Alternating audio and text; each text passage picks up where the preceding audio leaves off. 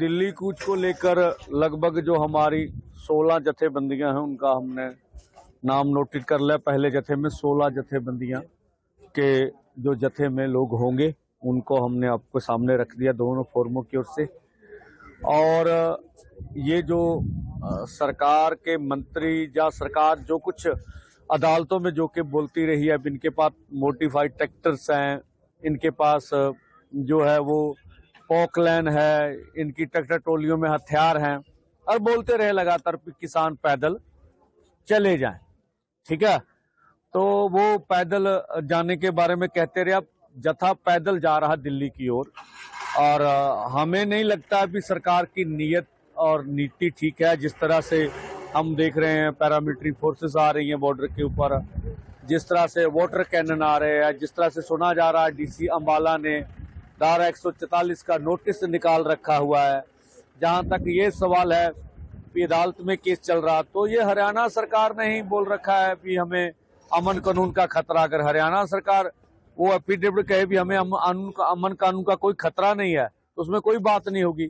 जहां तक पहले ये आ रहा कि किसान दिल्ली की परमिशन दिखाएं, तो लाखों लोग, करोड़ों लोग हरियाणा की रोड इस्तेमाल करके दिल्ली की ओर जाते हैं, तो कोई भी दिल्ली की परमिशन लेके थोड़े ना जाता है।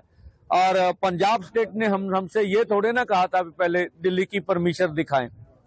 तो ये लगता है कि केंद्र अथवा स्टेट और जो भी मंत्री महोदय हैं वो थूक कर चाटे हुए हैं और वो हमें नहीं लगता दिल्ली जाने देंगे, जो ऐसा उनका लगता है। बिल्कुल, पर हमारा जत्था पीसफुली ढंग से जो है वो आगे बढ़ेगा और अपनी बात रखेगा। किस तरह का तशद्दुद सरकार ने करना, तभी हमने मर्जीबड़ा जत्था बोला था और ये भी बोला था कि हम सरकर खप्पन बांध कर जाएंगे। जिस तरह से धनखड़ जी का बयान आया है, हमें वो बोलते हैं कि किसान विपक्ष के उस्काए हुए जो इल्जाम लगाते हैं, तो धनखड़ जी के बयान के बाद स्थिति स्पष्ट हो गई कि हमारी मांगे जायज हैं।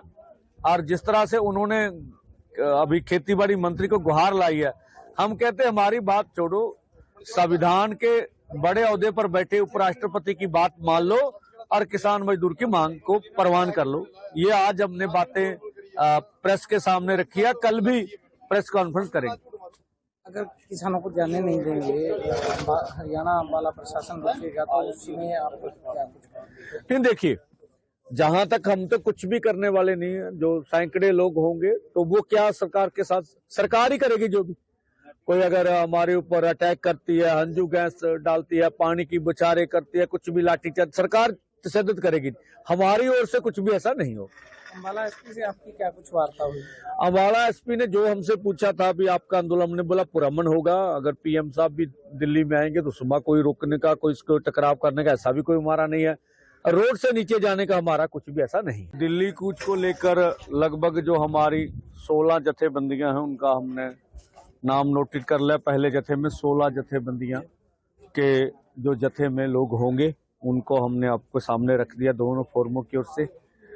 और ये जो सरकार के मंत्री या सरकार जो कुछ अदालतों में जो कि बोलती रही है, अब इनके पास मोडिफाइड ट्रैक्टर्स हैं, इनके पास जो है वो पॉकलैन है, इनकी ट्रैक्टर ट्रॉलियों में हथियार हैं और बोलते रहे लगातार कि किसान पैदल चले जाएं।